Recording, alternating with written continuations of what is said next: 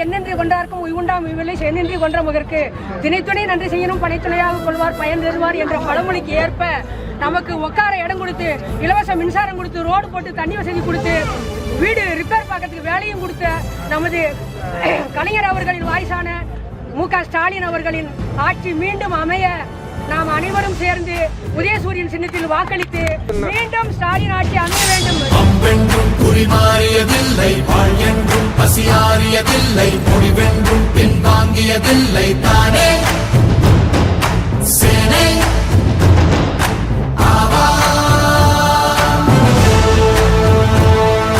தாயே இவன் தெய்வம் என்பான் தமையன், தன் தோழன் என்பான் ஊரே, தன் சொந்தம்